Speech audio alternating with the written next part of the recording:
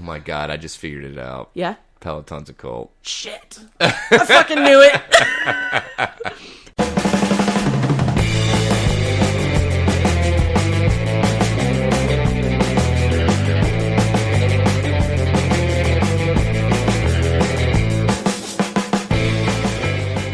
Hello, everybody, and welcome back to the Tether Radio Podcast, the only podcast keeping you from spiraling out into the infinite abyss. I'm your host, Daniel, and I'm joined, as always, by the lovely Allie. What up? What up, dude? I believe this week I'm going by ham bone soup. Ham bone soup. Which I've never even had, but I just really like the phrase. Let me tell you something about ham bone soup. Was it great? It was actually really good, but, like, I literally spent from 10 a.m. until 5 p.m., like, not actively working on it, but, like... You had to keep poking at it? You have to, yeah, you gotta, like... Yeah. And then, you know, once it boils or reduces a certain amount, then you have to add a little bit more water because, you know, whatever. But it ended up being really good. Well, I hope so. I know, right? Jesus. But no, and then my parents got sick, and they were like, "Can we get some of that ham bone?" So I was like, "Yeah, sure, why not?" But yeah, so that was basically what I did this week. So, no, but how was your week? Man, it was good. I hosted True Crime Trivia with my friend Nikki, and we had a really good time. It was a really good turnout, and people were super into it. You guys think you'll do it again? Yeah, I think we're gonna do. We've got a couple topics that we're working on. So specialty topics. Yeah, Rock and roll. I did kind of mention the podcast, but I was really awkward about it. But a couple different people came up and asked me. They were like, "What's your podcast called?" So, like, rock and hi, roll. if any of you are listening, hi. Yes, rock and roll. Spread the word, please. Oh, also, I've started titling my notes each week because I just think I'm hilarious. So this week, I would like to present to you Tether Radio, episode 78, jingling at least 70% of the way. There you go, dude. There you go. Oh, man. That's amazing. What about you, other than ham bone soup? What'd you get into? Yeah, I was trying to think of what we did this week. It was for some reason this week seemed like a lot longer than normal. I don't know if just like it's the weeks leading up to Christmas and you're just completely over stuff and just you want Christmas to get here so that you can just lay on the couch and not do anything and like... Wait, we only do that at Christmas? Yeah, I know, right? I'm a damn liar. But no, I don't know. I mean, this Christmas is going to be a little bit lower key, which is probably a good thing. I don't know about you. Do you fall prey to like the post-Christmas blues? I don't know. Not really, I don't think. Like... I guess I'm just kind of... I don't know, last Christmas sucked because I got laid off, like, right before. Yeah. So I was, like, scrambling to find a new job and didn't for a long time. But, so that sucked. And our cat died right before Christmas, too. So, like, last year just really sucked. Jeez. Yeah. 2018 was a bummer. Man, 2019 wasn't much better. I know, so, right? Jesus. Anyway, good riddance. Yeah, I know. 2020, please. I normally like Christmas, and I normally, like, I'm pretty cool after it and stuff, too. Like, I don't know. It's kind of weird for, like, football to end. Yeah. Because football's such a thing. Yeah. And then I'm just like... But I'm also, like, I was thinking this morning, I'm like, I'm over football. I'm ready for it to end. Like, yeah. I'm tired of it. No, I'm kind of with you. Like, it's... My God, and plus, somehow it, like, wipes our bank account because we drink twice as much and we eat twice as much. And it's like, Megan was getting on to me about how expensive our grocery bills were. But it was just because that, like, I would do our weekly trip kind of thing, and then the weekend would roll around and we'd go spend an additional like $50-$70 you know, at the grocery store on just like junk food and stuff. So I'm like, I need more chips. Like yesterday I was at Target and I was like, I keep Coke Zeros around the house and I keep like some soda water. I bought Coke Zeros. I bought Coke Zero vanilla sugar or vanilla with orange vanilla, which is man, it's real good. Oh, it's like a creamsicle and a Coke mixed. Yeah. Ooh. All right. And then I bought 2 different flavors of bubbly, and then I bought some rosé ale, and I'm like, and I bought some cranberry juice. I'm like, how thirsty am I? Hey, man, we're thirsty. I look like a crazy person. That's amazing. Hey, you guys got any more of that juice? Give me that juice. Oh my God. Well, I'm not going to lie. I'm glad you're staying well hydrated. So, which Jesse was talking to me about that bubbly from, is that a Target private? No, they sell it at Kroger and stuff. It's okay. it's just soda water, but there's no calories and there's no I guess artificial sweeteners or whatever, but it's so strong flavored.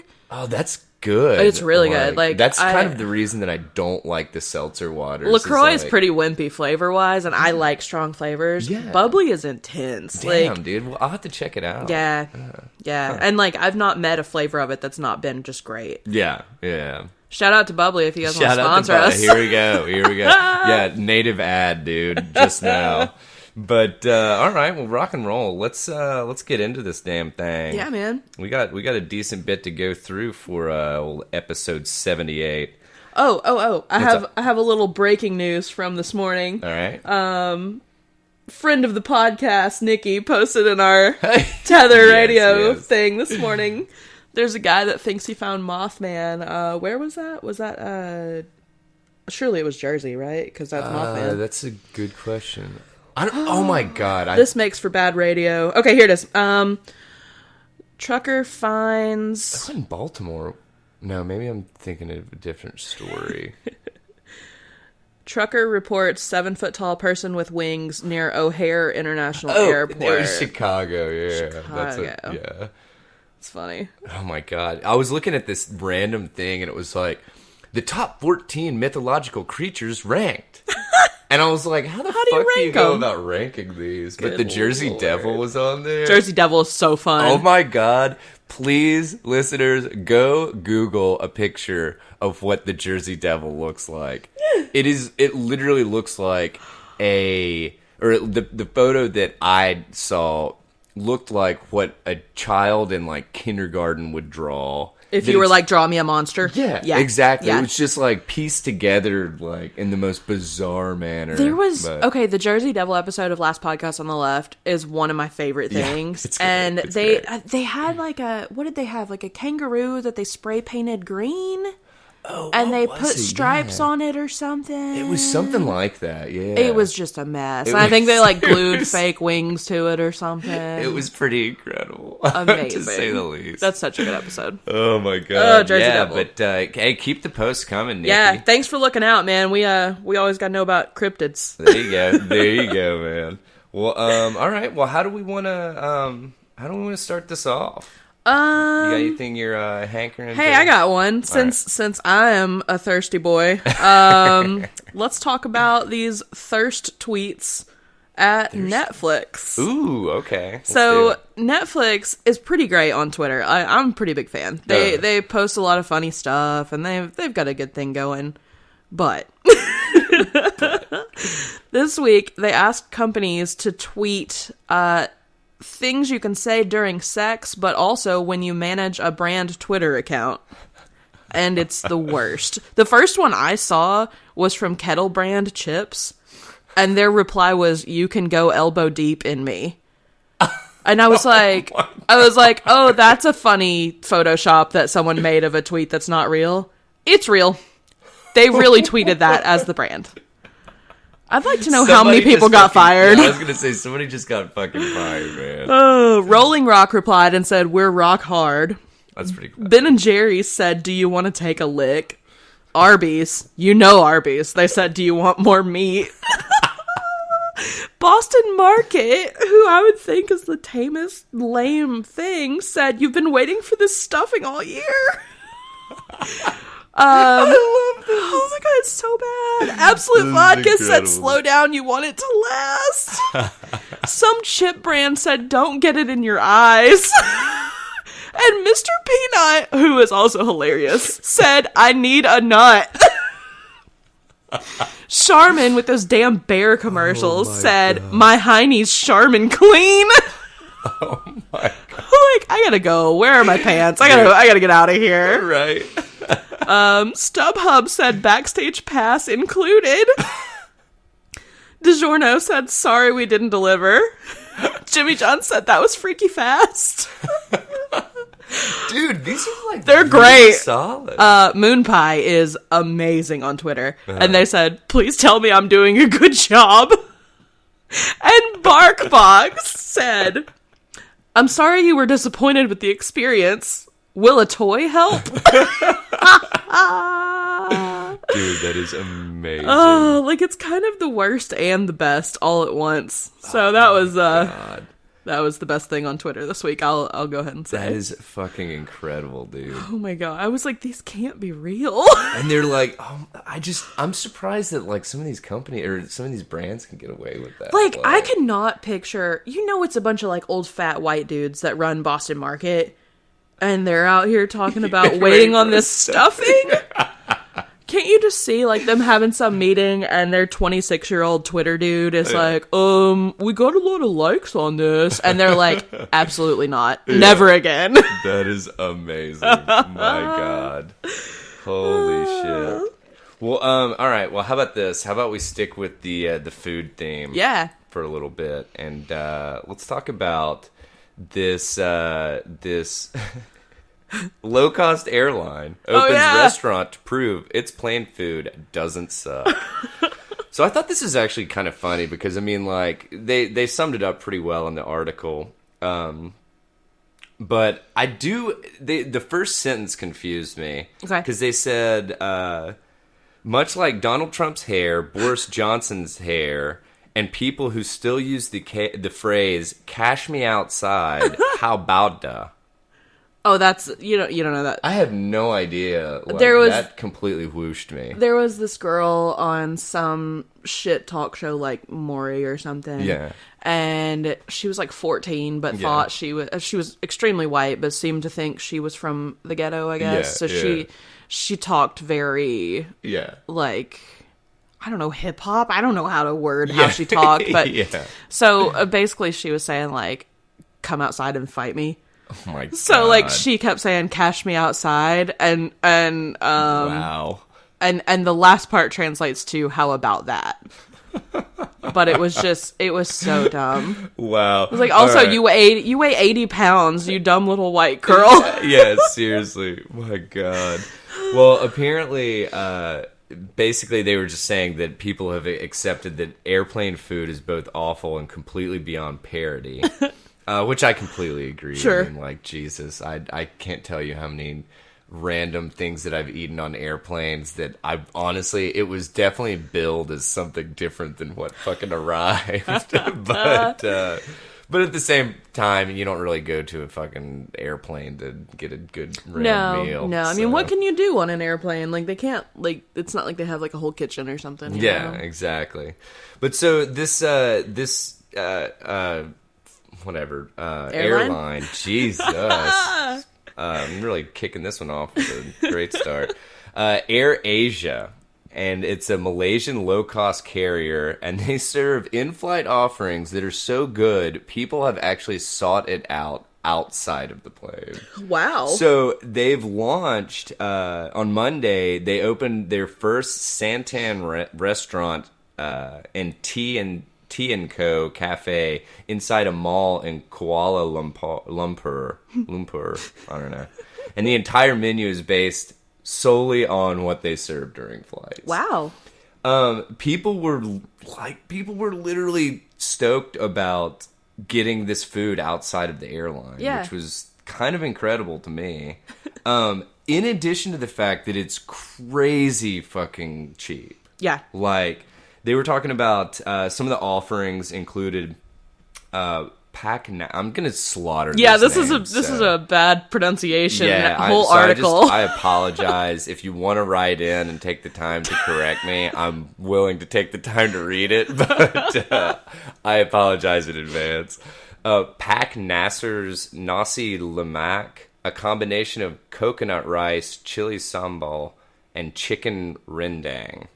I don't know what that last word is, but I would eat whatever that whole dish is. It sounds good. Yeah, Cambodian-style pineapple fish noodles and chicken inasal from the Philippines. So this stuff costs about $285 US. What? So, I mean, like, which, I think that Asian food really does kind of have this I don't know. They were talking about on that show, whatever, Breakfast, Lunch, and Dinner. Yeah.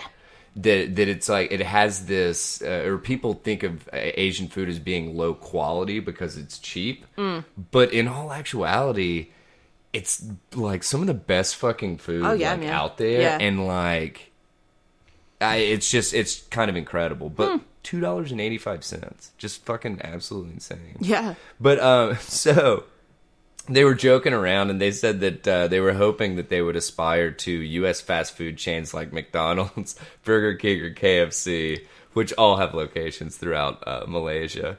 But dude, they've launched this one store. They expect to, or this one restaurant, and they expect to basically open up an additional, like, I want to say, how many did they say? I wanted to say like 5 or 10 or something like that. No, oh my god. 3 to 5 years, 100 new locations. Good God. That's what they're shooting for. Well, I guess they're dreaming big. So, yeah, man, go big or go home, I guess. But Air Asia, man. So, I would love, it would be incredible if they fucking launched one in the States somehow. Yeah. And like, if it catches on that much, that would be they pretty would. awesome. Yeah. But I'll tell you one thing, it'll be a cold day in hell before I'll ever go to a United Airlines or Delta restaurant. Dude, I fly Allegiant because it goes to where Mom's got her place. Yeah. And I call it the big lots of the sky. The big lots of the sky. It's basically the air megabus, right? Yeah. Well, like, I flew for that last job of mine. I flew to Colorado, and they were like, "Well, there's a direct flight, but it's United," and I was like, I don't care. Like, I fly Allegiant all the time. I do not mind going United, whatever. Yeah. Oh my god, dude. We had one of the worst experiences with United Airlines, to the extent that we will pay more to fly other airlines. That's how apparently everybody that I worked with there thought too. Yeah, it was. We were coming back from I think California, and literally every one of our flights got delayed. And dude, coming back from California, you're talking about like a total of 4 hours, maybe. We ended up having, I think it was close to like an 18-hour travel day. Oh my god. It was so fucking uncanny. Like, it was the most ridiculous thing ever. But anyway, so yeah, we don't fly United anymore. long and the short of it, man. But yeah, I would absolutely try out one of these. I would love to. Yeah, like, that sounds no really good. Kidding. All right, well, let's cruise on. Yeah. So I wanted to mention this one just because it was kind of fun to go back and look through the Spotify rap stuff. Yeah. And I actually screenshot my little, like, whatever overview kind of thing. Yeah. So if you're not familiar or for the uninitiated, Spotify launched this thing, and did they have this last year? Oh yeah, they've been doing it for a while. Oh, okay. Yeah. I'm just not in the know until this year. Yeah, I feel like no one ever pays attention to it, and every year I'm like, yay, it's my recap, and no one else cares. It was so fun to It's really neat. Excuse me. But it's also one of these things that it's like, oh, well, if they have all this data, they're obviously capturing this data. But whatever. I won't don the tinfoil hat quite yet. It told me that I listened to like 7,500 minutes of podcasts, and I was like, oh, that's cute. You're not my main podcast app. I know, right? My God. I was actually talking to somebody about that, like, which me and you consume probably entirely too many podcasts. So many podcasts. But I think that I'm probably average about, I don't know, I do both the No Agendas, and that's 6 hours. Yeah. Well, actually, I truth be told, I don't listen to their donation segments, so it's more toward 4 hours. Sure. But, dude, I would say probably around 10, 12 hours a week, something like that. I would say I listen to more than that. Really? Because I listen, like, depending on what I'm doing at work, like, if I'm doing something kind of mundane that I can, like, also listen. Yeah. I listen, I mean, there might be a day at work that I listen to 6 hours. Like, in one day. And not counting, like, my morning while I'm getting ready and stuff around the house, my drive to work, my drive home from work. So. Yeah, I'd say, obviously, being home with Finn, I can listen to a decent amount of stuff, but at the same time, I'm constantly, like, stopping it and giving him a snack, starting it back, getting lunch ready, doing this, that, you know. Yeah. But so I went ahead and went through mine, and this was actually pretty spot on. Even the decade thing, I don't think was very... I think that since I started listening to Spotify a shit ton, because one of my buddies gave me his premium login. Yeah. 2018, 2019 really set my decade. Yeah. So basically for 2019, I was apparently really into Vampire Weekend, Arcade Fire, Spoon, Pavement, and White Denim. So, and I listened to 51,240 minutes. That's insane. Yeah, dude. My God. It's just a lot of it's a lot of music. What were your genres? Dude, it was just top genre was rock. Yeah. I liked mine. Mine were lo-fi beats, pop, modern rock, indie-tronica, and folk pop. But I don't know what a couple of those are. I don't either. I had a lot of time this year where I just like had music on in the background. So I put on like those like lo-fi chill stations. Yeah. So those are great for background noise. Oh man, but a lot of my artists and stuff, I'm like, I've never heard of this artist. What are you talking about? Oh, it's awesome. But yeah, so honestly, I wanted to mention this because if we would love for you guys to like tweet out like whatever your top bands or and mention us and like get some rapport going on the Twitter sphere or hell in the Facebook group or something. We'd love to hear about your top artists and stuff. Did yours tell you who your top artist was for the decade? Yeah, basically all of the same ones that I just named. Oh, yeah. With the exception of Beck. Beck was added for my top, which I have loved Beck since like day one, even though he's a lunatic. But I don't like his Scientology views and I actually heard I've got a cousin that did a photo shoot for Beck or was at a photo shoot for Beck. She's a photographer. And she was like, dude, he is fucking unbearable. Like, he is just the supreme dickhead. And I was like, that makes sense. Yeah, well. You know, I mean, I don't want to be his friend. I just want to listen to his music. So, but yeah. So get at us on whatever social you wanna tackle, and let us know what your top artists are and stuff. Because I'd love to. We were talking about it pre-show. We love discovering new music, so maybe you'd mention one that we hadn't heard of, and we can give you a shout out and stuff. So, but yeah, so I just wanted to kind of mention that in passing, kind of. Yeah. But let's see, where are we going to go from here? I've got this thing about vaping. Let's talk about that. Let's talk about the vape wars. This article's just really for fun, but she does make some good points. So this girl in Slate thinks we need more words for vaping. She's saying the word vape can mean so many different things, and we need to clarify that by having different words. Okay. So this part's a quote. Vaping-associated pulmonary illnesses are almost certainly caused by the illegal vaping of black market THC cartridges, but they have been used to justify moves to ban legal flavored nicotine cartridges. Mm-hmm. That's not great because it's a solution to a different problem. So if you read or you're lectured about or you slip into a panic over some news about the vaping epidemic, your reaction should be just to yell, "What kind of vaping?" And then you can educate them about these specific terms, which I have invented.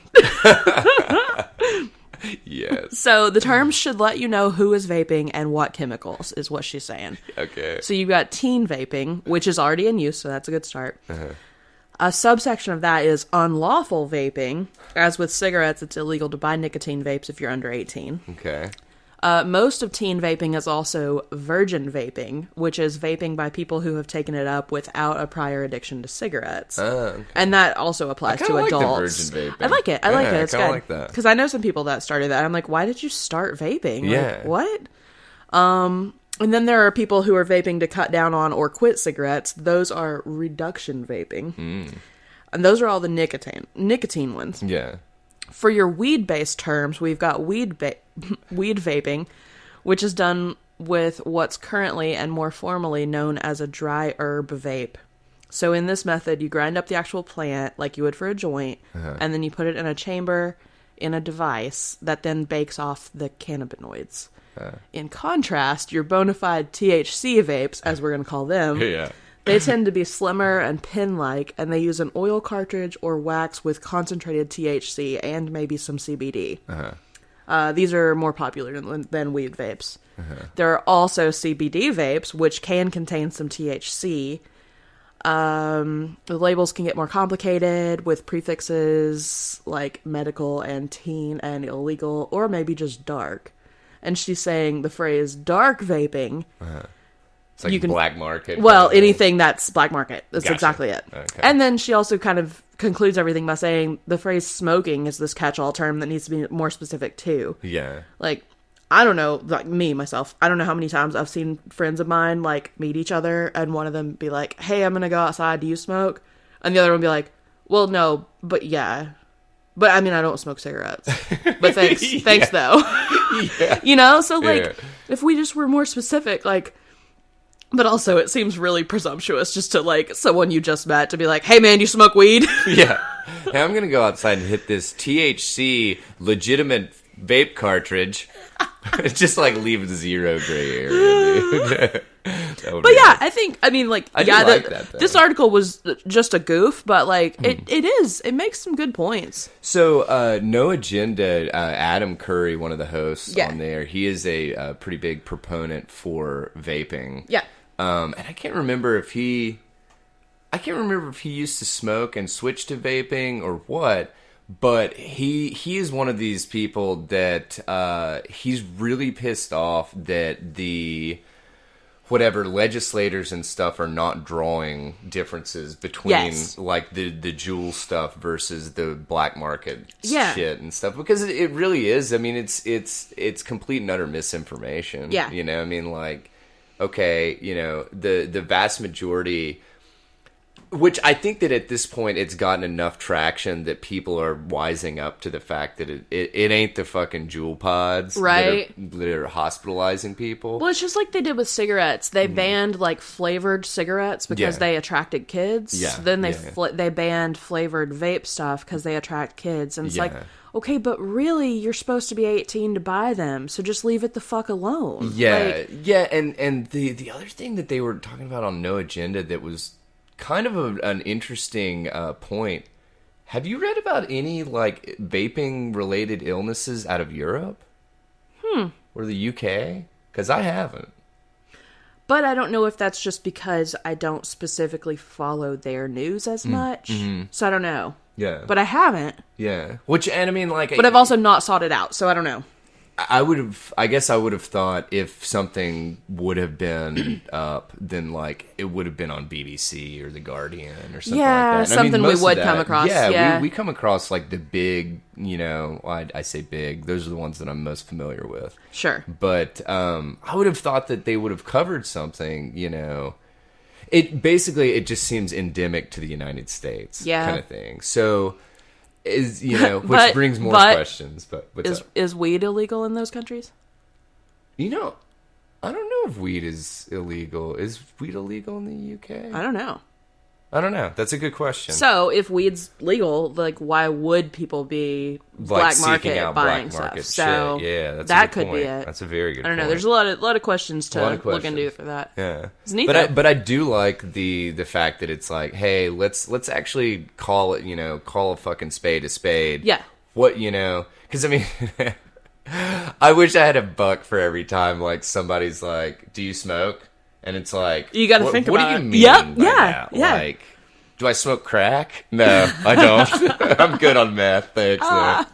But no. So, but that she has a valid point. Yeah. No, so, I like that article. It was fun. It was a good thing. Yeah.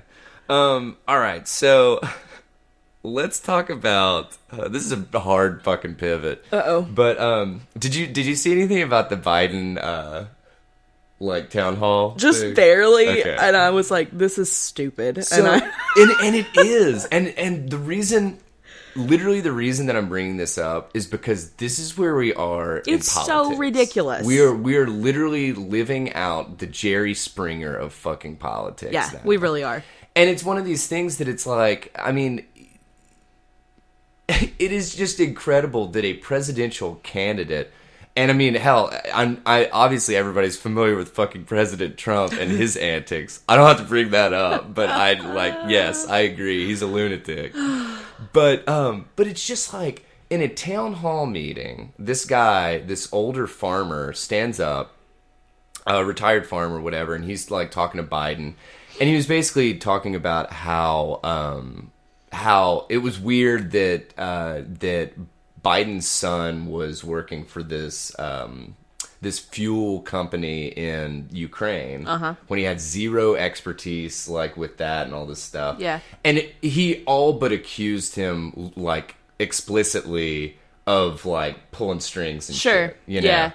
And so Biden just turns around and he's like, "You're a damn liar," or whatever. And I'm like, "Whoa, dude! Like, you can't be a little more diplomatic about disagreeing." If this is some dude in a bar, sure, fine. You're a presidential fucking candidate. Yes. You're not allowed to be out here like just calling people out. Like, I mean, you're not supposed to be decent. Yeah, be better. Be the better person, you know. But it's like that's where we are with politics these days. That it's like, and so many people like that. That's why fucking Trump got elected. It's because people are like, crazy. well, he just calls it like it is. Yeah, but you can't do that. You look like a douche. Yeah, well, I mean, you are the leader of the free world, and then you get upset when the foreign leaders make fun of you at the thingamajig. Yeah, whatever that was. I did see something that Trump kept calling Kim Jong-un, what? Or it is Kim Jong-un? Yeah, Kim Jong-un. Yeah. He kept calling him Rocket Man. What? And so Kim Jong-un got really pissed off, and he started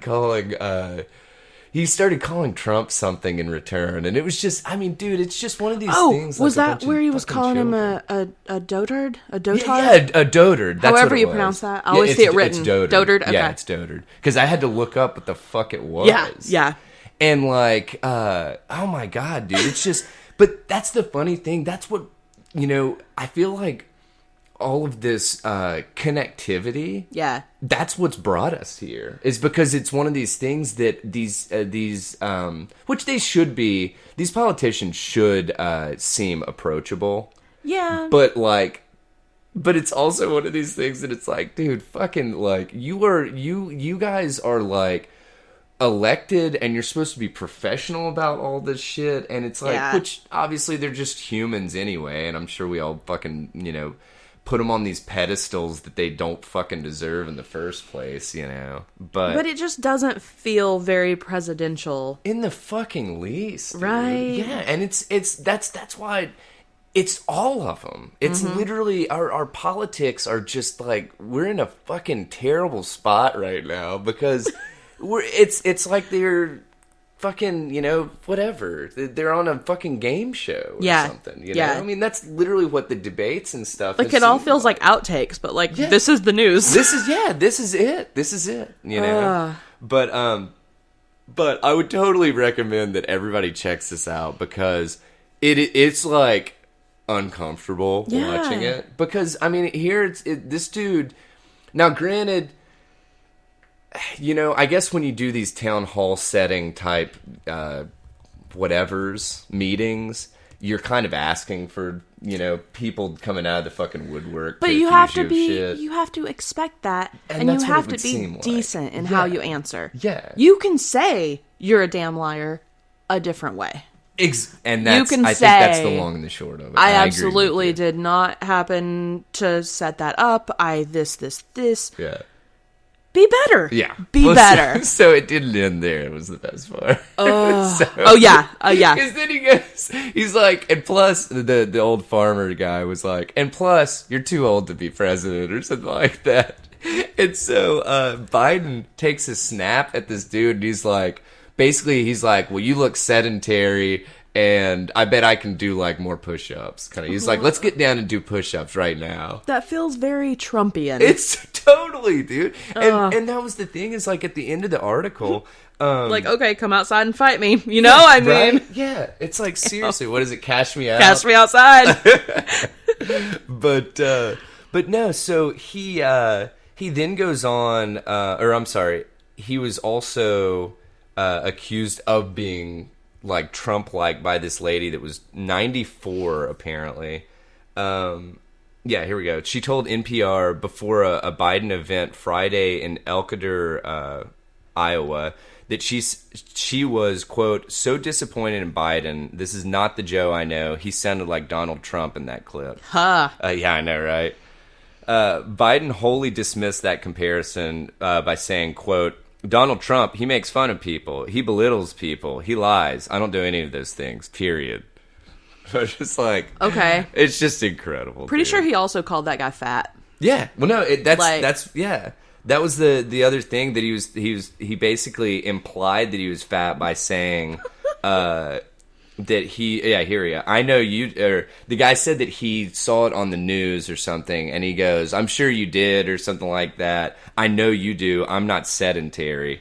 Because the dude is like bigger. Sure. I wouldn't consider him like huge or anything, but like I would never belittle someone, you damn fat liar. Yeah, well, and that's the funny thing is it's like, and all of these politicians do this shit that it's like, oh, you know, we shouldn't insult, we shouldn't do this, we shouldn't, and then in the same fucking breath they call like Trump fat or something like that, and it's like, dude, politicians used to be like, even when we were younger, like buttoned up and put together, and now they're just chaotic, like, and trashy. It's just like, it's trashy. Yeah, like all of it's trashy, man. These quotes read like Onion articles. Yeah, like they 100%. And it's not because it's out of context. It's because it's a bad thing to say. Yeah, exactly. I mean, it's just I feel like when you become like a high level politician in regards to like a federal politician kind of thing. Yeah. Was there like not a part of that training that it's like being diplomatic and being able to like let water roll off your back or insults roll off your back and stuff, and just like, oh, you know, well, you know, I could see how maybe that looked strange or whatever, and they're just they're not reporting the facts, blah blah blah. That's literally all he had to say, or something like that, or whatever, you know. But he just hits it back with it. No, you're a damn liar. But it's pretty incredible. So and that whole, like, just being very, like, vocal and abrasive and you're a damn liar. Yeah. That's a bad look. That's a bad look because it looks like you're really defensive about this. And why does it get under your skin so much? Is it because maybe he's not a damn liar? Yeah. I'm just saying. Yeah. It's, and which, God, I'm sorry that this is already like my second or third reference to No Agenda, but he has this, like, this phrase in, I can't remember what's Denmark's language? I can't remember. But anyway. Danish? Maybe it is Danish. That's not a language, is it? Yeah. Is it? Oh my God. We're struggling over here. But anyway, Adam has this phrase, and it basically means what you say other people... It is Danish. Okay. He basically says what you say other people are, you are, kind of thing. Yeah. Like you're projecting kind of thing. Projecting. And it's kind of incredible when you keep that phrase in mind, how much all politicians do this shit. Yeah. That it's like, oh no, but that's what you do, you know, and it's like, ooh, you know. Yeah. Pretty incredible. But anyway, we'll move on unless you've got. Well, I've got a thing that's a little adjacent. Okay. Let's do it. I was working up my notes on this, and they kept talking about like Trump's picked this guy to do this, and the Trump administration that. And, like, I feel like they're just throwing Trump's name in here just to cause a ruckus. But anyway, this is from Vice. This headline is Trump's pick to lead homelessness council thinks free food is enabling. Yeah, Yeah. So the Trump administration, they have a new guy they've picked out to lead the federal response to homelessness. And he's known for advocating against free food and other enabling services. He prefers massive shelters that house the poor temporarily, sometimes under the threat of arrest. So this article on Vice starts out with this link to a 2014 NPR interview with this guy, Robert Marbut, who is a consultant for cities that are trying to combat homelessness. So he just, it was a pretty short interview and I read it, and he sounds very just like he's a know-it-all. His belief is that feeding homeless people just makes it easy for them to stay in the position they're in instead of making them join some sort of 24/7 like rehab type program that actually addresses a fix. He said in a 2015 interview with Vice that feeding people has never got a single person out of homelessness, and he advocated instead for these big shelters that don't really have clear results. Like, I get what he's... I barely get... I don't support this, but I sort of get what he's saying. Like, okay, yeah, feeding homeless people is not gonna fix them being homeless, but also they are hungry and they are people and they need food. Yeah. So, I don't know. I mean, I'm kind of with you that, I mean, I get what he's saying. Yeah. And but I don't think he's approaching it right at all. Yeah, and I don't think that, I mean, that these people need support. Sure. Now, do they need long-term support? Sure. No, that's a different thing. Yeah. You know, but this, to feed somebody for however long and, like, give them whatever they need to get back on their feet kind of thing. Yeah. Which, in my opinion, like, obviously, we haven't figured out how to deal with the homeless populations. Yeah. Had we figured this out, then we wouldn't be dealing with... Oh, and it's a whole mess. And this guy very much feels like he has the fix. Yeah. And, like, no, you don't, or things would be changing. Yeah, and I mean, like, just giving someone food and shelter, I completely agree, is not going to better their situation. But... if you like from a humanitarian standpoint, yes, it does. Well, yeah, but I'm just saying. But like long term, it's not fixing it. Well, yeah, but I'm just saying, like, okay, just those two things. Yes, I completely agree. Yeah. But if you say those two things and you give them whatever, some kind of therapy, if they're mentally ill, help them find a job, help them find a job, like find affordable housing. Kind of thing. Yeah, how to like better themselves. Yeah. Yes, I think that all those things working together can help someone's situation. But he's really dumbing it down to be like, don't feed the homeless, that's bad. Yeah, it's like, it's a complete and utter like oversimplification kind of thing, you know? So one of the shelters in California that he was advocating for was a former jail that was densely packed with bunk beds. One shelter he backed was described in a 2014 report to the United Nations Committee Against Torture as cruel, inhuman, and degrading. That shelter was also called Bare Bones, and homeless people there started out by sleeping on the floor, sometimes outdoors in the elements, and having to follow the rules to earn a bed.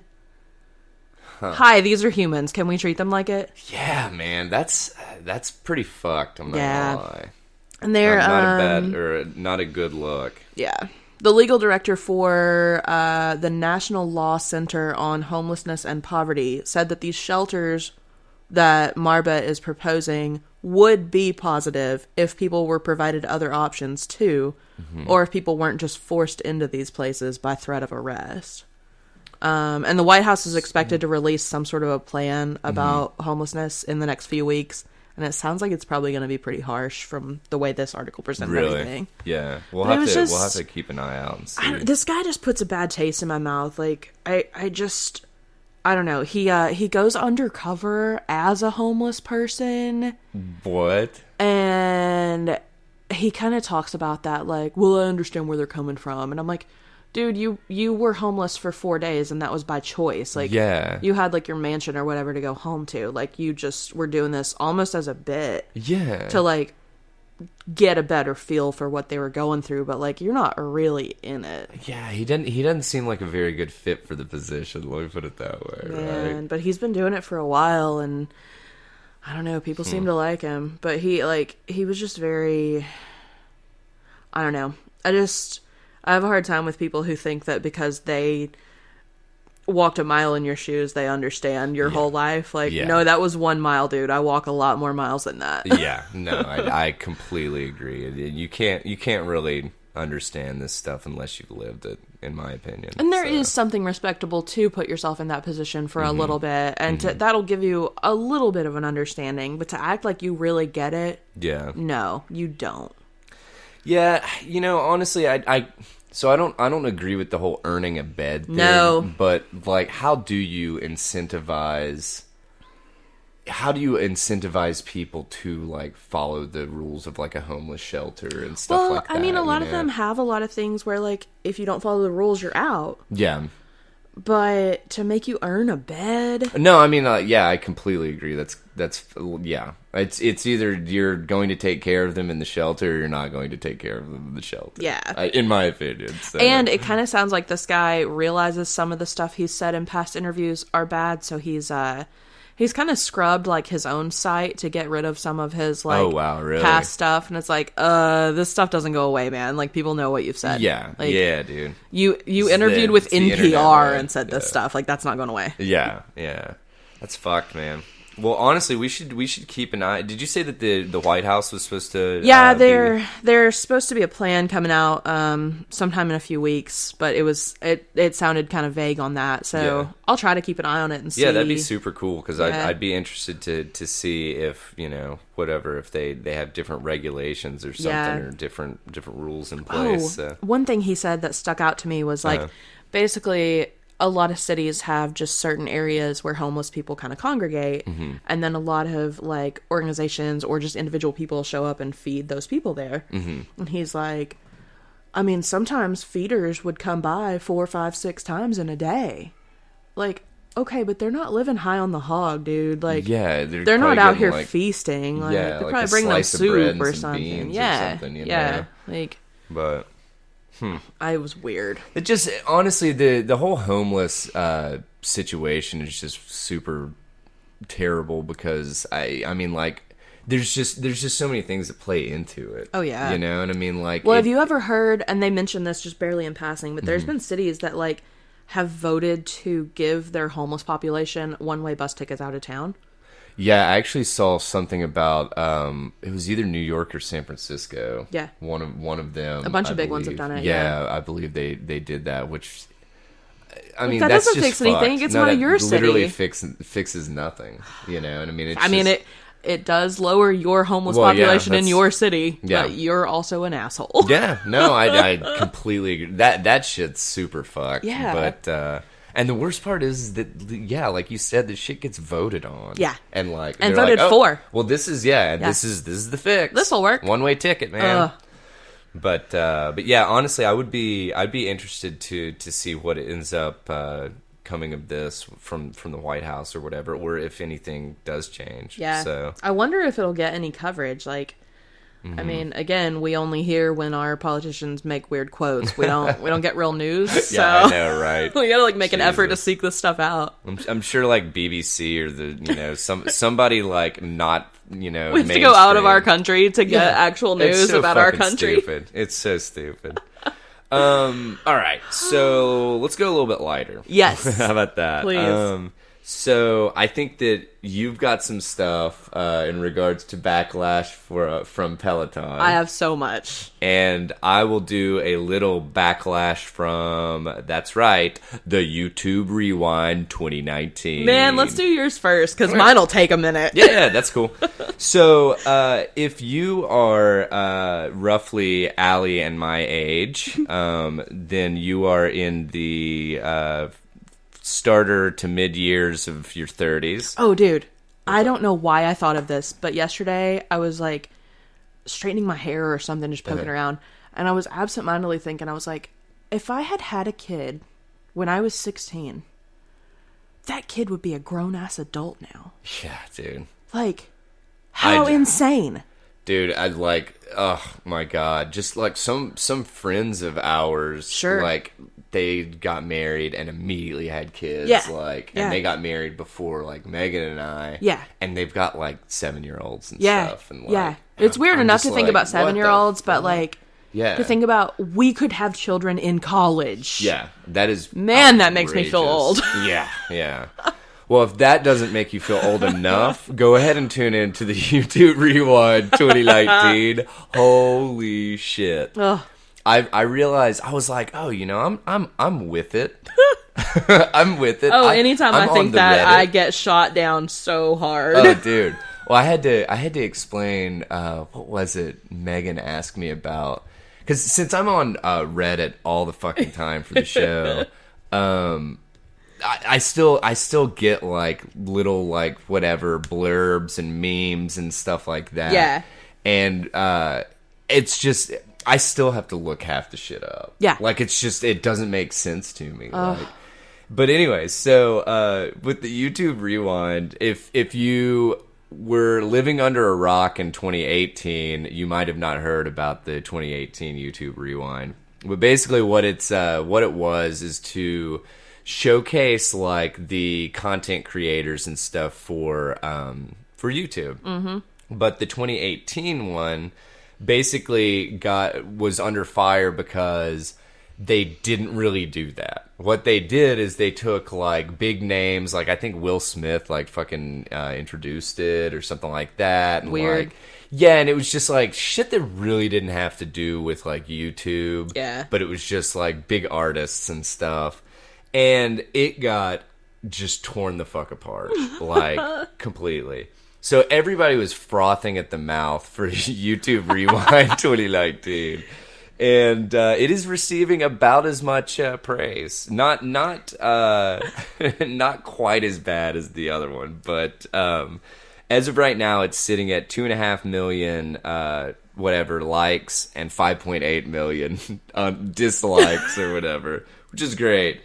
And the other thing that I wanted to mention is that for the first like 2 or 3 days, YouTube had everybody that was commenting on the YouTube Rewind 2019 was literally copying and pasting this comment, and it said everyone : so in 2019 let's see what everyone likes. Everyone, nothing. And then it says let's copy and paste everyone else's comments, and there were pages and pages of literally that. I love it was amazing. Trolls. Oh, dude. Like, and their game is so fucking on point with so YouTube. good. And YouTube's just like, but we just want to be cool, man. It's just, it's incredible, dude. Which they, a lot of people were like, oh, it's lost its magic. I didn't hear about YouTube Rewind until last year. Yeah, not really, no. I mean, but I also didn't hear about the Spotify rap shit. Well. So. Whoops. But yeah, so it's receiving zero praise, well, very little praise. And I dude, like I said earlier, I watched it, and maybe I'm just like completely out of the know because I don't spend a lot of my time like looking at YouTube videos and like following YouTubers. Yeah. But I think the only ones that I really knew were like Mr. Beast and PewDiePie. I don't think I know who Mr. Beast is. And I don't know anything about Mr. Beast. I've just seen like he's had a bunch of like Twitter whatever, not battles, but like people will pull from his Twitter account when they're getting like whatever relevant influencers like input kind of thing. But yeah, man, it was just one of these things that I'm like, what the fuck? Like how is this possible that like we consume so much media and stuff? How do we not like, how have we not heard of this? YouTube, or how have we not heard of some of these like creators and artists and shit? YouTube is so clicky. Clicky is like not the right word, but niche. Yeah, like very like. Yeah, I don't think niche is a word. I used to look at YouTube. I used to follow a lot of beauty gurus, and I just got irritated with them and kind of quit. And I got bored with it. Mm-hmm.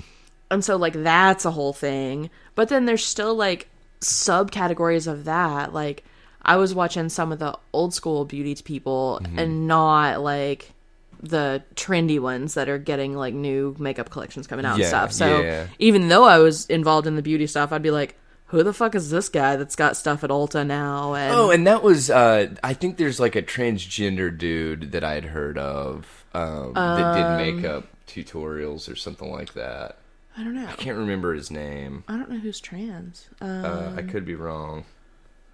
I might have made that up, but well, there's just like there's so many different subsections of YouTube. Yeah. So like Jesse is way on YouTube, but he watches like a lot of gamer channels, and like we watch a couple food people on there, but there's so like, even though we might spend a couple hours on YouTube a couple days a week, like we don't know any of. Oh, he's not trans. He's just the worst. Oh, he's not. No. He just does makeup. Like, he's a dude. But he's the worst? Yeah. James Charles is who it is. That's actually who I was referring to. He got a big makeup collection at Ulta. Gotcha. And I was like, this bitch. Well, so... He's not trans or anything. Like, he still presents as a guy and everything. He just wears a ton of makeup and, like, is, like, a beauty guy.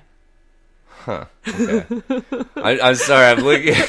I'm looking at this guy's photo. He's awful. Epic nails. And, like... I'm very confused. I'm very confused. But anyway. You are very... I'm very traditional. You're very traditional. You're very, like, men do not do this. Well, no. And women do this. And that's not like a... I'm not, like, knocking it. I'm just saying, like, you're so used to that. And I'm like... I saw a guy yesterday with amazing acrylics. And, like, he was a guy. And I was like, dude, your nails. I love them. He wasn't trying to be a woman. He just had real nice nails done. I mean, I guess and obviously this is coming from me, who has both his ears pierced and gauged small. But yeah, I mean, like, I guess that's just taking that to the next level, kind of thing. I don't know, but I actually have a legit question about makeup tutorials. Oh boy. Are they actually helpful? Yeah, but there's so many that are so over the top. Like, I don't need to make my face look like an oil spill. I just want to learn how to blend my eyeshadow better. No, I was just so that's why I got started on all of them, because I just thought of a great video that we need to do. It's just like, you're doing like this really like simple, like whatever eyeshadow blend. Yeah. And then it's like flash forwards like a half hour and you're just like, I'm just a whole unicorn or something. You're just like a cat. No, there's a lot of like helpful ones that are just like, how do I put blush on and not look like a clown or something? And, but there's so much that's just over the top. Yeah. And, okay. Yeah. No, because I'm just like, I know that it's huge. Yeah. Like the whatever beauty influencers. Sure. Yeah. Whatever. I'm assuming that's the term. I guess. But the all encompassing. Yeah. But yeah, I don't know. I mean, he's I guess just got so much drama around him that like I can't even think of all the drama this year. Yeah. But he had a couple big things happen, and he's just kind of a garbage person. Yeah, I could definitely see that. I feel like a lot of these. I mean, not that we really know like how famous people are, but like if you present as a garbage person, you're a garbage person. Yeah. But yeah, I had actually heard of him. Yeah, or at least had seen him before. Yeah. And then PewDiePie and Mr. Beast, but. What else we got on there? The other thing was the top artists was kind of interesting. Yeah. K-pop fucking ruled. K-pop was wild this year. Like, yeah, and there's I think we covered this rise in suicide by K-pop stars. I don't know if we covered it. I just saw an article about that this week. Yeah, it's really wild. Basically they were just saying that like it's such a. You're so in the spotlight all the time. Well, and it's so competitive of a thing. Because, I mean, dude, you make it in K-pop, you've made it globally. Yes. You know? Yeah. And so you've got, and they're constantly battling for first place or whatever, which BTS, I had heard of them. And I know them by name, but... Yeah, and there was like one other one that I had actually heard of.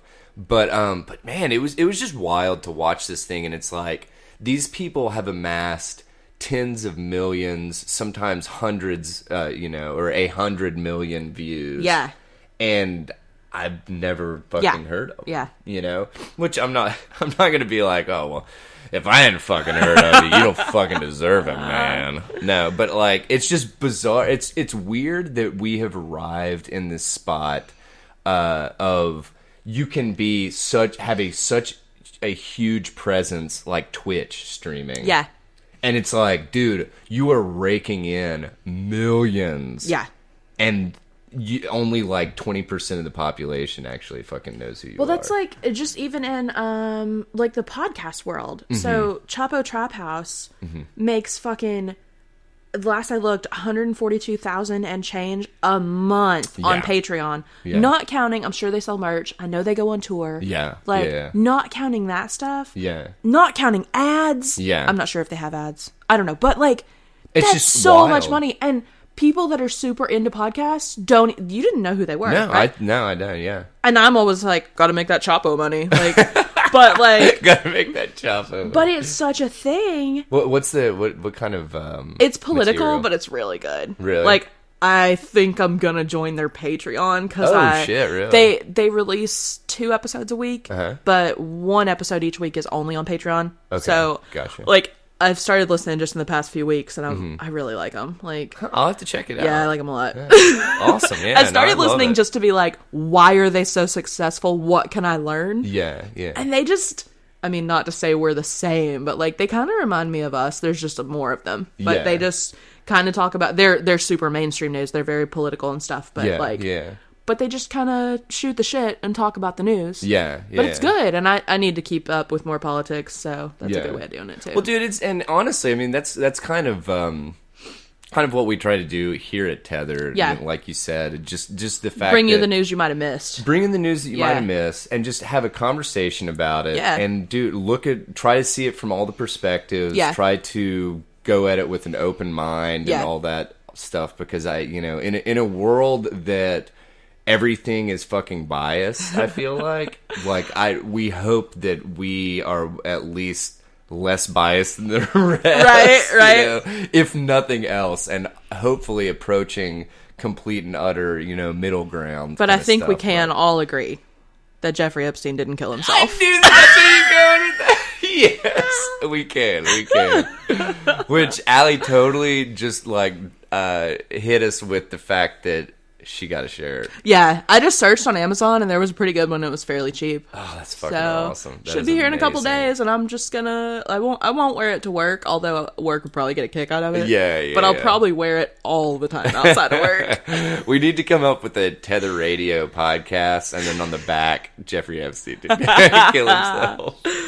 But all right, well, rock and roll. Yeah. Without further ado, I'm going to pass the mic over to Miss Allie so that we could deconstruct what is the controversy with Peloton. Oh man, I just want to go ahead and apologize. I have so many notes on this and so much to say. So real quick, I literally actively avoided all information about this Peloton stuff. And I kind of called dibs on it Monday or whenever it started happening, and you avoided it, and yes. I'm so pumped to get into it now. At this point, I have seen 2 things. I have seen the original ad, and I have seen which you only saw right before we recorded. Exactly. And then I saw the Ryan Reynolds Jen ad. Yeah.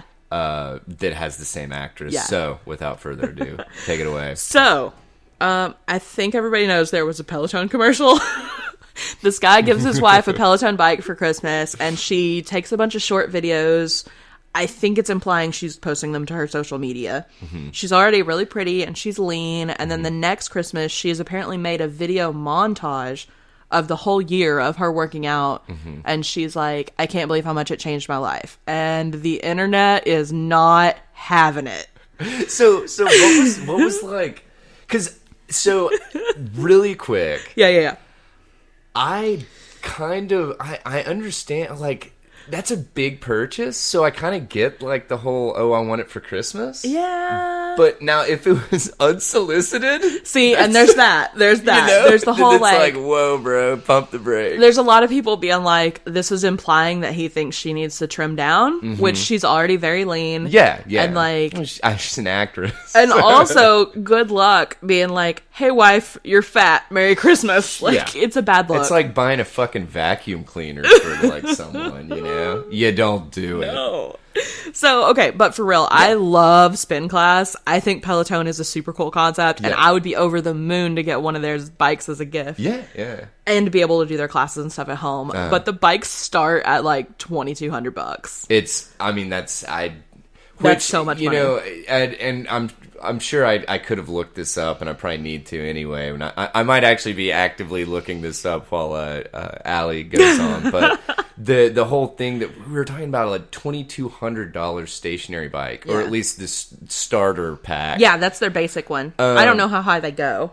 Surely to God, there's some kind of thing that it's like, hey, we're going to change resistance as you're pedaling. So they'll change it for you, like, instead of I don't know, man. You know, but at the same time, I don't know how fucking spin class works. So, you know, I mean, like, I get that, like, somebody's yelling at you while you're spinning, but, like, that's about all that I get. So. Well, there's different ones. Like, there's, like, I've been to a couple of the boutique-y ones, and they're very, like, change your resistance to this level, and, like, pedal at this pace, and they're fucking impossible to get to. But the other ones that are like the cheaper classes at like Gold's Gym or something, I really like those too, but the bikes are a lot more basic and the class is less like trendy and cool, and they don't pass out cold lavender scented towels at the end like they do at the boutiques ones. I swear to God they do that. It's lovely. I'm like, this towel smells amazing. Also, I'm very hot. Yeah. But the ones at Gold's Gym I really like too, and they just like they're like, okay, like pedal faster or stand, we're going over a hill. Like they're more basic. Yeah. So I just assume from my level of the few that I've checked out that Peloton is probably even a lot nicer than the boutique-y places here in town. All right. Yeah. So I don't think Peloton meant anything harmful with this ad, but I don't think they thought about how it could look. Yeah, I definitely. Yeah. So like I was putting together some notes on this, and I had 5 tabs open about the Peloton ad. Yeah. And then I saw my note that I wrote to myself in my journal to check out Ad Age. Do you know what Ad Age is? Yeah. It's literally they just like follow ads. Jesse had no idea what it was, and I was like, okay, maybe people don't know. But yeah, it's just a huge magazine website that like focuses on ads and marketing. Ad Age did not disappoint me at all, because they actually do pretty good writing. They do. The title of theirs was Peloton Male Fantasy Ad Could Dent Brand Image. Jeez. And I wrote that in here, and then I just wrote Chef's Kiss after it. So, a consumer psychologist, Kit Yarrow, said it's a complete male fantasy ad, noting that the spot could inspire men to be gifting heroes in order to get skinnier spouses. Also, but I really, like, I mean, so I am a man. And I didn't really get, like, but I don't understand the whole Instagram workout, you know, account. Yeah, I'm going to get into that too. Yeah, because Megan had one of those, and I don't know if she. I always loved her handle. We worked on it together. Oh yeah, but it was Fit Little Dumpling. Oh, that's adorable. but anyway, so well, like Mark Hoppus tweeted and said, "I hope the Peloton wife leaves her husband and takes their daughter and falls in love with the Mandalorian, and they raise the daughter and Baby Yoda together as one happy family." Yes, that is a show I would get behind. Oh my God. Okay, so Vox called this ad a horror movie and said that the wife is already fit, and this implies that the husband is demanding she get thinner.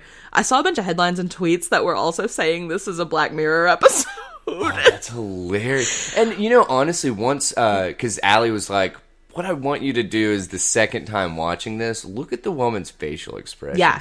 And it really does look like she's almost scared. That was my exact next line. I hope I'm doing this right. USA Today calls the look on her face uneasy trepidation. And I think that's really accurate. Like, it seems like her face is what got a lot of people to analyze this ad so much. Like, I think it's just an expression that a lot of women make when they're like the center of attention and they want to give off the impression that they're a little nervous and they don't think they deserve the spotlight. Like timid. Yeah, so it's very timid. It's that like where you kind of shrug to make yourself look a little smaller, and you raise your eyebrows like you're a little surprised, and you put on a like cringy kind of fake smile. Yeah. Like if you're asked to stand up at like a work event and for I don't someone do to be this like, often. and you'd be like, little old me. Like it's very.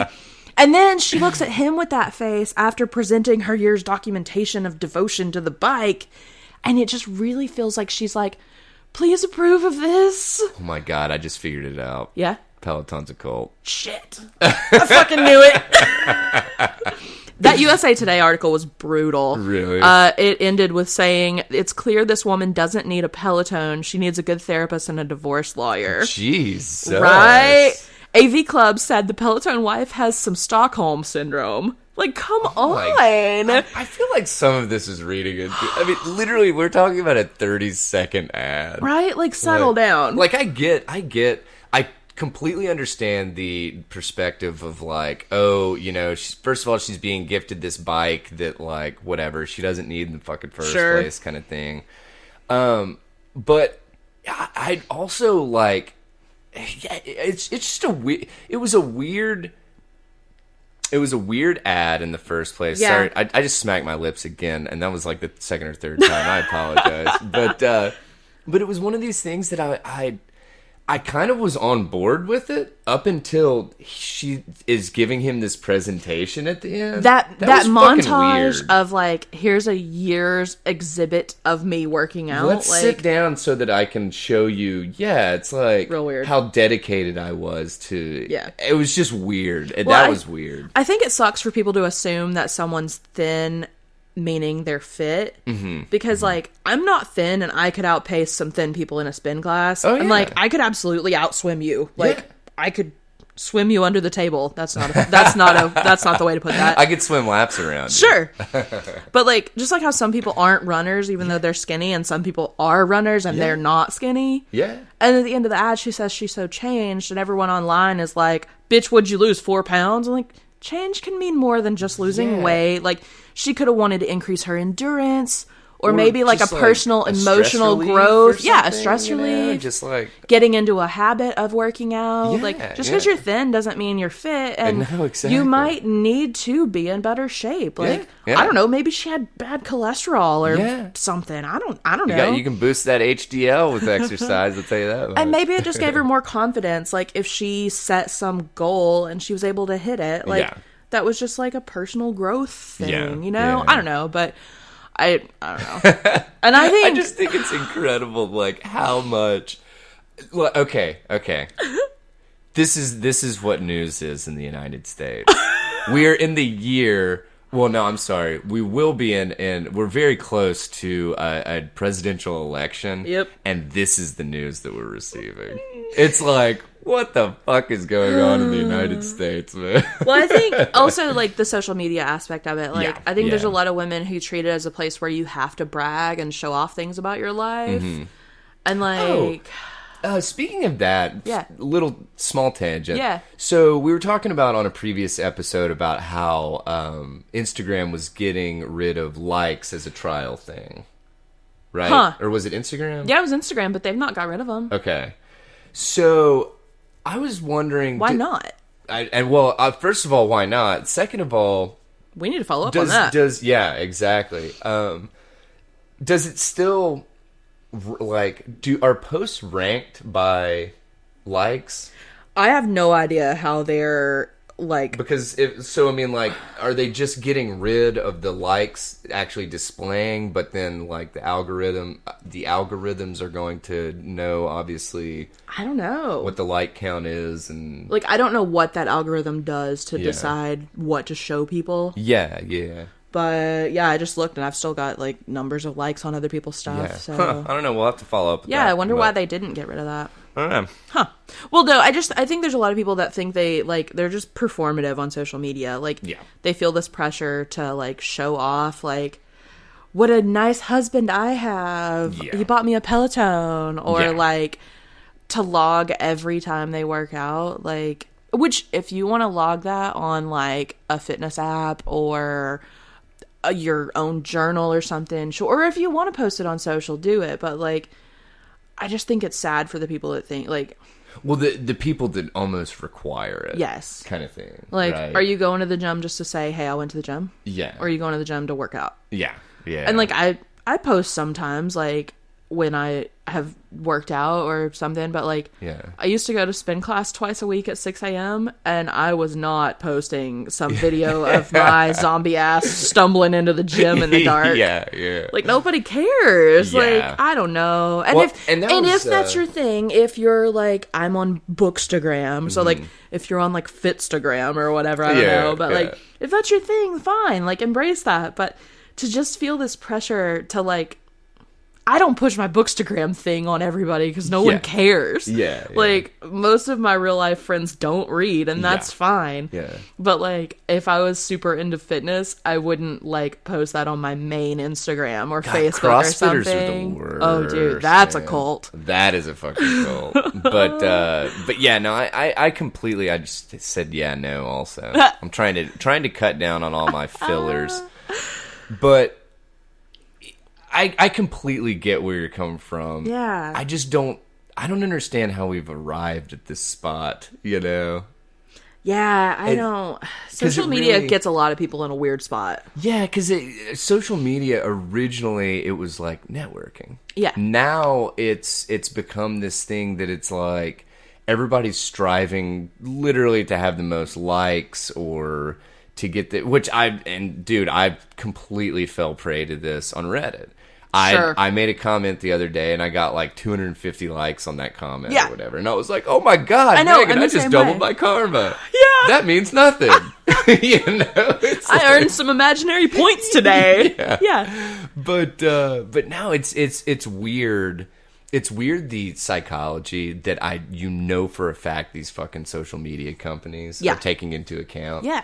In order to have user engagement and ultimately to keep you on the app more, so you see more ads, so they make more money. Yeah, ultimately. I mean, yeah, it is, and it's just I don't know. It's pretty fucked because I mean we're basically being preyed upon. But, but also we love social media. I know, yeah, and that's the thing is it's like hell. I didn't have Facebook for like 2, 3, 4 years. Yeah. 3 years, 4 years, something like that. And now you're back. I'm back on it, and like I'll leave it open because I refuse to put that app on my phone. And so I leave it open when I'm on my computer. Yeah. And dude, what do I find myself doing? Scrolling fucking hitting home on it, and seeing and I'm like, I don't even fucking care. Yeah. Like, no. But like you also can't stop scrolling. It's programmed. Yeah. Like, and it's scary. Well, one last thing about this Peloton thing.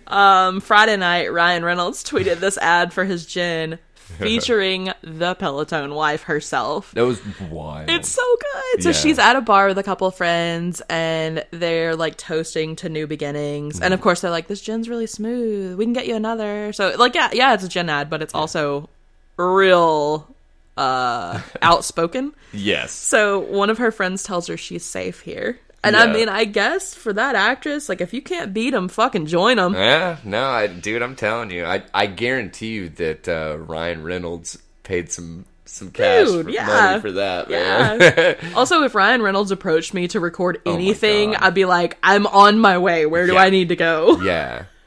But, so Allie was actually talking about this pre-show. Yeah.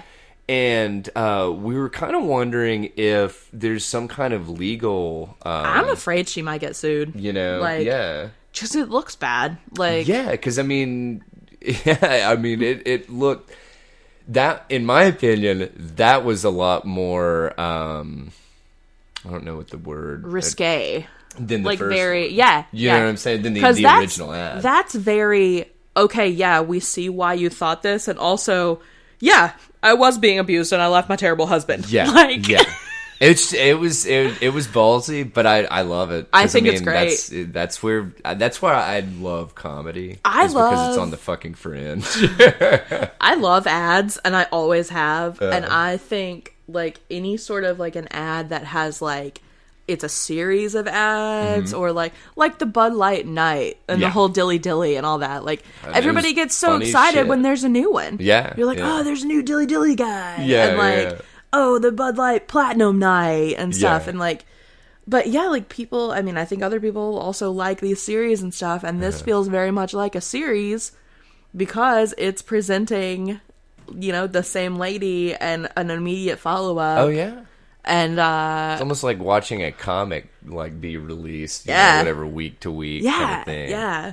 But so I'm kind of wild. wondering if the Peloton husband will do anything. Oh my god, that would be fucking incredible. Not that he's very recognizable. Like, I don't think anybody would. Yeah, because he's barely in it. Yeah, he's only in it for the montage. Plus, you're still like looking at her face, looking terrified. Yeah. I think that was the most off-putting part with that, was just the fact that it's like she literally looks like just this supremely insecure individual trying to appease someone. She's got that look where, like, if you handmade someone a gift and you really didn't know whether they would love it, and you're giving it to them, and you're like, well, I made something for you. I spent 20 hours on this craft. Yeah. Do you care, or did you just want a koozie instead? Yeah. Oh my god. I don't know, man. It's weird. Yeah. Well, and Peloton did, they came out with a statement, but it's just some corporate speak, mumbo jumbo. Really? They are disappointed with some people's misinterpretation of their ad, but also they've got a lot of support. And then they sent a bunch of PDFs of emails they've received in support, which seems pretty fucking unnecessary. This is one of those situations that it's like, no, you're not. First of all, you're not sorry, because basically what you're saying is, I'm sorry you felt that way. Yes! Such a non-apology. It is the ultimate non-apology. Oh my god. Well, how do you feel about ASMR porn? Hard pivot. You know, I'm not sure, so why don't you tell me about it? I'm gonna lean in and say I think I like the idea. So, I'm gonna read this first paragraph verbatim, because I was like reading it and I'm like, first of all, I don't really know what I'm reading. Second of all, what? So let's set the mood. Oh Lord. I'm watching a video of the outward crevice of a human's large intestine. The cavity, exposed in the cold light of day, is isolated from the owner's body. It pulsates to what sounds like wet dog food squishing in the palm of a hand. It is, at turns, grotesque, then abstract, suggestive of the hungry mouth of a carnivorous sea creature. Would you look at the time? I gotta get out of here. It is what a high-minded curator might call liminal. Instead, it appears next to CGI videos demonstrating high-speed penis enlargement on the platform xvideos.com. It is titled Butthole ASMR. Intense licking shivers. I was like, what in the flying fuck? I can't. I retract my previous enthusiasm. I extremely do not want this. Oh my god. Butthole ASMR, intense licking shivers. Is that your Twitter name? Yeah, that's my Twitter handle. Get at me, y'all. It occupies the nebulous category of ASMR porn. Video and audio media mimicking the soft sounds and gentle embrace of ASMR videos. So, this is literally like, basically take out the video of a porn thing, and you're listening to an audio track, but there's not really, I mean, literally, you're just listening to an audio track of either somebody fucking, like, licking somebody's butthole or just, like, banging or whatever. I'm like, wait, have you ever, on a much lighter but related note, have you ever seen those, like, videos of movies, but they're for blind people? So they've got, like, voiceovers describing what all is on the screen. Dude, this feels like the same. Maybe we actually, believe it or not, have talked about this somewhat because we were talking about trucker porn. Yes. And it's one of these things that it's just an audio thing. It's like, oh yeah, I'm putting it in whatever. I'm putting it in her butt. So this ASMR thing, is this just the sound from a video? Or is it also descriptive? This is actually this is actually ASMR, but basically it's centered around sexuality and stuff. So it's like it's supposed to evoke like mental imagery, I guess. But then, so it really is just the sounds. It's not descriptions. Yeah. So my God, this article is just written so fucking like fantastically. Where's this from? This is from Gizmodo. Okay. So on the Pornhub network, Pornified ASMR produces the mind-bending effect of lulling you to sleep while your eyeballs pop out of your head. If you minimize the tab, an ASMR blowjob sounds like waves lightly lapping against the shore. I mean, are we going to sleep or are we jerking off? Dude, I'm telling you. I'm not sure. But I did also find out that there is a the most popular porn ASMR is called JOI ASMR, jerking off instructions. Aha! I was like, I got the JO, but I'm not sure what the I. But yeah, dude. But people were people were really pissed because some people were taking their ASMR video on YouTube and basically not changing anything about it, but then saying like cross-posting it on X videos. Oh no! And being like, oh yeah, this is like whatever. But it's really just someone playing with gack or something. Yeah, but like the artists were like, this was not created to be sexual. I would never. Yeah, I would never. Exactly. Like, I am just like rolling around some hard-boiled eggs. Like, please do not. But I loved this, and honestly, this would be definitely fall under the quick shit category, because that's kind of the gist of it. But this one sentence was pretty fantastic. The epitome of ASMR is Bob Ross. The antithesis of porn is Bob Ross. ASMR necessarily cannot belong next to sidebar ads of high-speed banging and screaming faces. Can porn be ASMR? So, yeah, I don't know. We leave that up to the listener to come to their own conclusions. Emphasis on cum. Yes, exactly. Yes. Come, C-U-M. Oh, but anyway, so, yeah, just kind of bizarre. I feel like since, an underlying theme with the Tether Radio podcast, we're completely open to sexuality and all that shit. And it's just really interesting to see how having this stigma of sexuality be lifted, what stuff is going to surface. Yeah. Because, I mean, that's kind of, that's kind of what I feel like if we weren't in a more progressive thinking society, I guess, sexually. Yeah. This shit would, be like fucking complete and utter taboo. Yeah, it would not even be like, it would be like dark web only. Exactly. Like, there would be no news about it. Yeah. But yeah, so I just thought that was an interesting little tidbit. So, but yeah.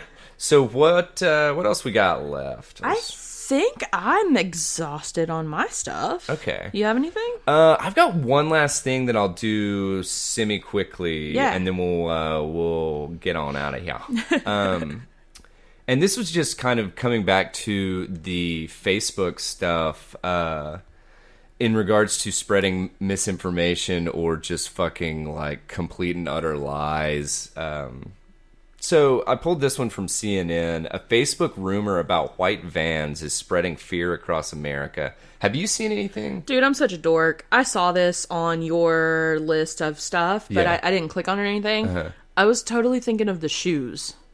Vans. Oh my God. Yeah. And I was like, oh no. what's that supposed to mean? That is hilarious. I literally was thinking that the whole time until I saw your screen and there are white murder vans on it. Oh, man. Dude, but so this has got enough traction that in, I believe in Baltimore, a spokesperson for, let's see, or no, I'm sorry. It was the Baltimore City Councilman, Christopher, oh my God. That's just a really bizarre spelling of Christopher. I was like, are you having trouble pronouncing the name Christopher? Oh, no. Called it's Strombulance or whatever.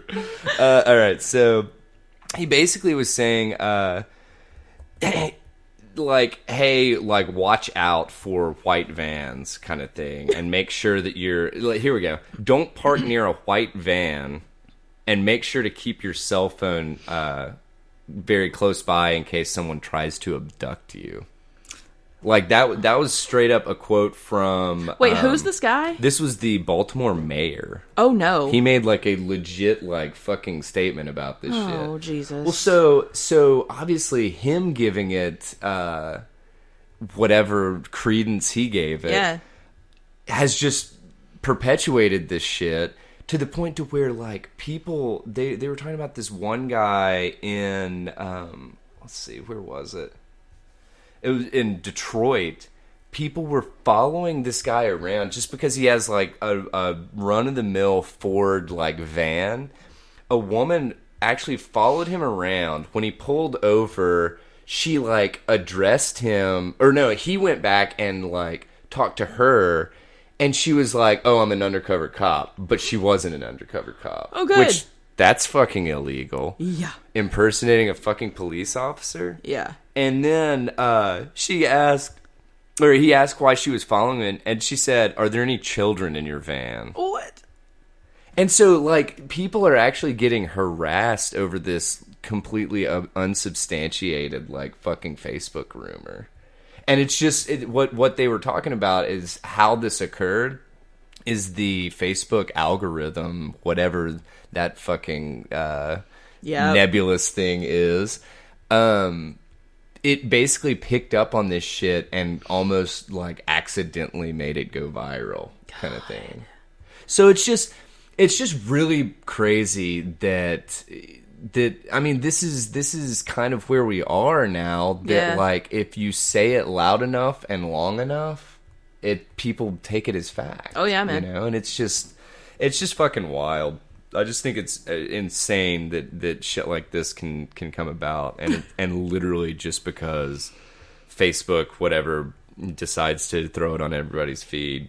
So, but I mean, hell, you know, it got a bunch of traction from a bunch of other people and all that stuff. So, I mean, those vans are, you know, creepy. Well, and that's what somebody was saying in the comments section. They were like, "Here's a quick fix: paint your fucking van."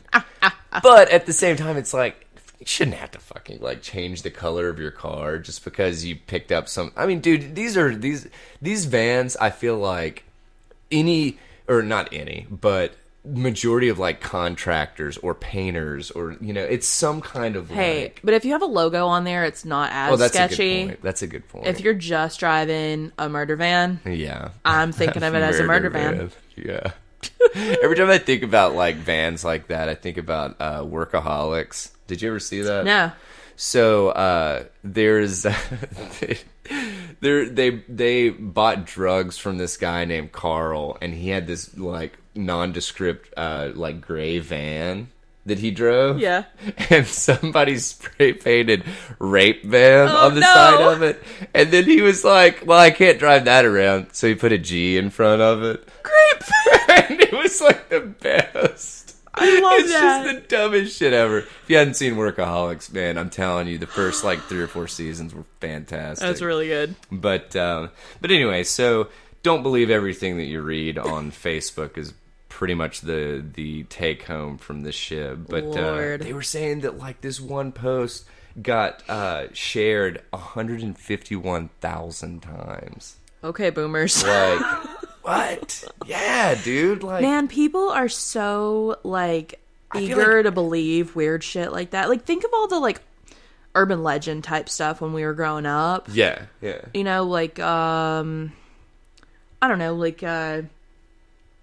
Did you ever hear the one about, like, there were people hiding under your car in the parking lot at Christmas time, and they would slash your Achilles tendon and then, like, rob you? Yeah. Yeah. Everyone believed that. No, I had an uncle that... No, I'm just kidding. See? No, dude. But, like, just think, if that was a Facebook post now, it'd get shared and shared and shared and shared. And you're totally right. And honestly, but it comes back to this whole connectivity and social media and shit, that it's like, when everybody's got a fucking megaphone, you know, it's just, you know, I guess shit like this is going to happen. Yeah. So. But anyway, that was about all that I had on that one. Yeah. I don't know if you got anything to add, but... I don't know. I wish people gave stuff a little more thought before taking it as the gospel. Yeah, 100%. Like, I hear people say just the dumbest shit, and I'm like, why would you believe that? Yeah, like, and even if you believe it, why would you repeat it? Well, so many people are so passive about stuff that, like, they wouldn't call you out and be like, that's bullshit, that's not real. Yeah. So I try to call people out on everything all the time. Dude, I'm telling you, I always, like, tell, like, friends and family, I'm like, dude, if I, like, mispronounce something or I just say something that is, like, not factual, fucking tell me. Yeah, tell me. I expect my friends and family to fucking do that so that I don't look like an idiot in front of people I don't know. Jesse really is interested in keto, like the whole diet thing. Yeah. And he has been, like, interested in it for a while, and now he's actually kind of doing it. Yeah. And I always think it's pronounced keto. And so now I have finally remembered that it's pronounced keto. Yeah. But now I'm just trolling him. So every time he says it, I, like, cut him off. I'm like, it's keto. I believe it's keto. And he's like, it's not. And I'm like, well, it is. We used to do that to my mom. We would like, and this is the thing, like, my mom is just, like, the nicest person, and she's just, like, doesn't want to ruffle feathers and stuff 9 times out of 10. Now if you back her into a corner, she'll rip your throat out. But yeah, like, my brother and I would be like, oh, did you see that the new Born movie's out? Man, I just love Matt Damon. No! And my mom would, like, kind of pick up on it and be like, oh yeah, Matt Damon or whatever. And we're like, oh God, I'm sorry, Mom, we're dicks. When I was Black Friday shopping with my aunt, I was telling her about the conspiracy theory that birds aren't real. Yeah. And she was like, that's so dumb. Like, why would anybody... And then she brought it up, like, 4 times throughout the day. And I'm like, oh, you're in on it now. And she's like, okay, but it's dumb, but I love it. Dude. Man, I might have said that last week on the podcast, but it's still cracking me up. So, no, dude, no. Sorry if I did. It's fantastic. Which I think... Were you on here when we covered that? The birds aren't real? Yeah. No. We actually had an episode that we covered. There's a some kind of organization that is out, like, and they're like, whatever, birds aren't real, join us, kind of thing, or whatever. It's wild. It's fucking wild. Oh, and I am still keeping my ear to the ground about the Satanic Ministry here in Knoxville. Yeah. There was a meeting this week, but not a lot happened. So Gotcha. Just for anybody that's following along at home. Yeah, and I know especially if you see something and, you know, we haven't given an update or something, shoot it our way. We'd love to. You know, sometimes we try to dig up new material too much, and we don't revisit the old stuff enough. So. But yeah, like, if you see something, you know, new developments and stuff, shoot it to us. Yep. If you need to know where to send that, I will tell you. So, you can hit us up at tetherradio@gmail.com. That is TETHERRADIO@gmail.com. We are on Twitter at tether_radio. We are on Instagram also at tether_radio. We're also on Facebook, Tether Radio, one word. And we also have a Facebook group, Tether Radio After Dark. We're looking to try to get some activity bubbling over in that group as soon as possible. Nikki has been killing it. Yeah. So thank you, Nikki. And I don't know. Honestly, what we probably just need to do is have Nikki on the show sometime soon. We do need to. So. Oh, also, Phil. Somebody had told Phil. Yeah. Somebody had told Phil that he has he'd have a good voice for radio, Oh, and yeah? I was like, Phil, you Bring gotta it. be on the podcast. He was like, oh hell yeah, I'll be on. So, Oh my God, we gotta honestly, have Phil on sometime. He was always at the bar. Man, he's during fun. The weirdest, Yeah. the weirdest stuff Yeah, happened. it's like weird shit Like- follows him. Yeah. Well, I'd love to have. Man, him, Phil's that'd be got some fun. stories. Yeah, dude, he's seen some shit, man. But yeah, well, this has been episode 78 of the Tether Radio podcast. Thank you once again for lending us your ear for about an hour and a half, maybe a little more. We appreciate all the support that we have gotten from everyone, and hope to see you guys weekly. Don't forget to subscribe. It's the only way that we can be sure to make sure that you stay tethered. I think that is about it. Yep. So, thanks for listening. This is episode 78 of the Tether Radio podcast. I'm Daniel. I'm Allie. And we appreciate your listenership.